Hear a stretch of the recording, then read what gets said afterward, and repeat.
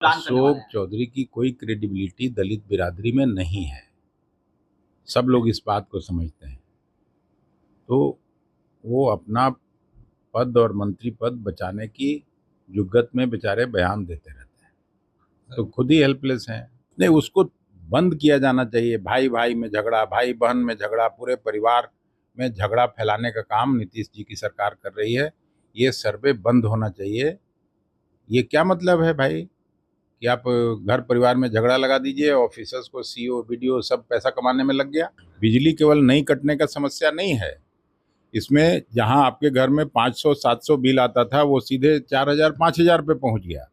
तो गरीब राज्य में इसको कैसे अफोर्ड करें लोग? इतनी महंगी बिजली, जहां पे चुनाव होता है 200 यूनिट फ्री, आजकल तो सब जगह प्रचलन हो गया, सभी पार्टियां घोषणा करती हैं, और यहाँ उल्टे बिजली महंगी हो गई। 2025 विधानसभा चुनाव को लेकर के तमाम पार्टियां अब एक्टिव हो गई है। एक तरफ नेता प्रतिपक्ष तेजस्वी यादव लगातार यात्रा पे जा रहे हैं और दूसरे चरण का यात्रा शुरू होने वाला है। लेकिन वहीं देखिए, अब बिहार सरकार के मंत्री और सीएम नीतीश के बेहद करीबी हैं अशोक चौधरी 26 नवंबर को संविधान दिवस के दिन भीम संवाद करने जा रहे हैं। दलित वोट बैंक को साधने जा रहे हैं। दलित वोट बैंक जो है कैसे सीएम नीतीश कुमार के पक्ष में आए, इसको लेकर के वो भीम संवाद करने जा रहे हैं। ऐसे में जब सवाल किया गया, बिहार प्रदेश कांग्रेस के अध्यक्ष हैं अखिलेश प्रसाद सिंह, तो देखिए कैसे अशोक चौधरी पर बरस जाते हैं। कहते हैं उनकी दलित में कोई क्रेडिबिलिटी नहीं है, और भी क्या कुछ कहते हुए नजर आ रहे हैं। सबसे पहले आप वो सुने। 16 तारीख को जिला में प्रभावी प्रदर्शन करेगी कांग्रेस पार्टी लोगों से मिलके, और जब तक स्मार्ट मीटर का ये समस्या खत्म नहीं होगा, बिहार की जनता त्राहिमाम कर रही है। जिस तरह से बढ़ा हुआ बिजली बिल आ रहा है, लोग अफोर्ड नहीं कर सकते हैं। बिहार जैसा गरीब राज्य इसको अफोर्ड नहीं कर सकता है। केरला सबसे शिक्षित राज्य है पूरे देश का, वहाँ की सरकार ने मना किया। भारतीय जनता पार्टी और शिवसेना की मिलीजुली सरकार है महाराष्ट्र में, उन लोगों ने मना किया। प्रधानमंत्री जी के गृह राज्य गुजरात में 50,000 से ज़्यादा मीटर लगने के बाद वहाँ के लोगों के दबाव की वजह से वहाँ भी रोक लग गया। तो नीतीश जी में थोड़ी भी संवेदना बची है तो बिहार जैसे गरीब राज्य को इससे मुक्ति दिलाएं। सर, स्मार्ट मीटर को लेकर कहा जा रहा है कि ठीक है स्मार्ट मीटर लगेगा, फिर उसका विकल्प तलाशा गया पुश बटन का कि अब तो ठीक है बिजली नहीं कटेगी आपके घर में। बिजली केवल नहीं कटने का समस्या नहीं है, इसमें जहां आपके घर में 500-700 बिल आता था वो सीधे 4,000-5,000 पे पहुंच गया। तो गरीब राज्य में इसको कैसे अफोर्ड करें लोग? इतनी महंगी बिजली, जहां पे चुनाव होता है 200 यूनिट फ्री, आजकल तो सब जगह प्रचलन हो गया, सभी पार्टियां घोषणा करती हैं, और यहाँ उल्टे बिजली महंगी हो गई। तो बिहार जैसे गरीब राज्य में आप ही बताइए ना, इसका कहाँ कैसे सोल्यूशन निकलेगा? कैसे लोग अफोर्ड करें?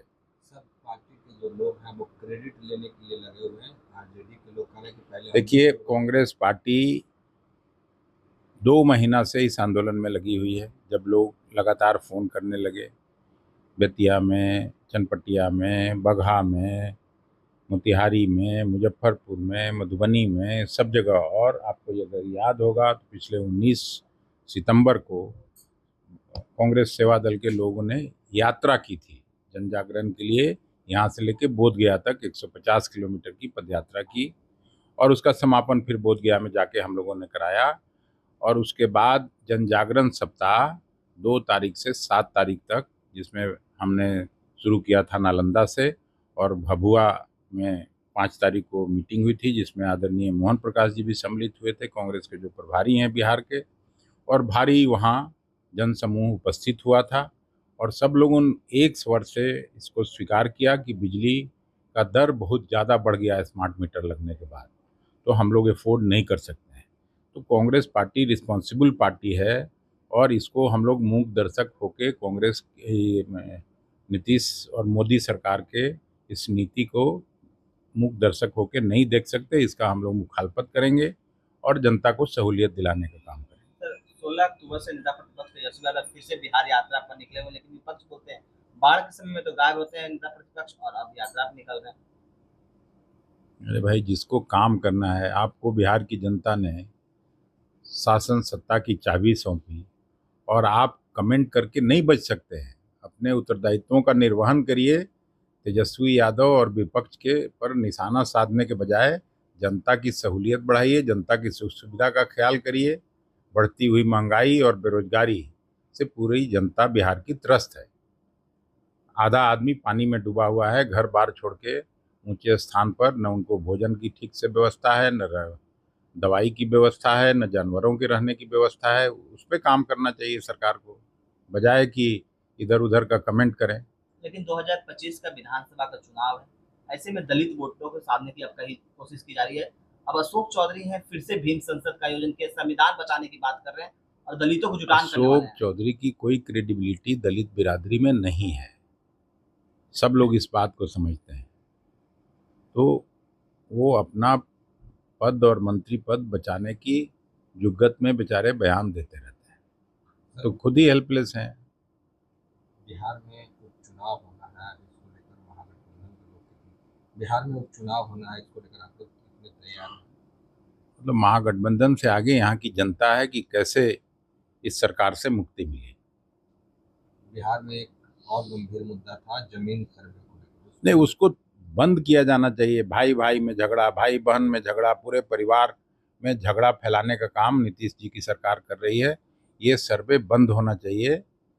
ये क्या मतलब है भाई कि आप घर परिवार में झगड़ा लगा दीजिए, ऑफिसर्स को सीओ बीडीओ सब पैसा कमाने में लग गया, कागज के नाम पर, कागज दिखाने के नाम पर। तो ये झगड़ा बंद कराना चाहिए। सरकार का काम होता है जनता को सहूलियत देना, जनता की सुख सुविधा का ख्याल करना, न कि उनके लिए समस्या पैदा करके और उनका दोहन करने का काम सरकार का नहीं होता है। आप बंद करवाने की बात कर रहे हैं, पर जो सरकार में लोग हैं, जो मंत्री हैं, उनका कहना है कि हम लोग 3 महीने तक का समय दिए, अब तो लोगों को दिक्कत नहीं होना चाहिए। दिक्कत हो रही है तभी तो मैं कह रहा हूँ। हम लोग भी तो जनता से जुड़े हुए लोग हैं, हम लोगों के पास भी तो लोग मिलने आते हैं। ये तुरंत बंद किया जाना चाहिए। इस तरह के सर्वे का बिहार में कोई मतलब नहीं। तो आपने सुना कैसे अशोक चौधरी को सुना रहे हैं और कह रहे हैं उनकी कोई क्रेडिबिलिटी नहीं है, सिर्फ वो अपना मंत्री पद बचाने के लिए भीम संवाद करने जा रहे हैं। वहीं स्मार्ट मीटर और ज़मीन सर्वे को लेकर के लगातार विपक्ष जो है वो सवाल खड़े कर रहे हैं बिहार के सीएम नीतीश कुमार और एनडीए सरकार पर, और खूब बरस रहे हैं। खास करके स्मार्ट मीटर को लेकर के जो है लगातार सड़कों पे भी उतर रहे हैं और विरोध प्रदर्शन लगातार जारी है। तो ऐसे में अखिलेश प्रसाद सिंह फिर एक बार स्मार्ट मीटर को लेकर के सवाल खड़ा किए। कमलेश कुमार, लाइव बिहार, पटना।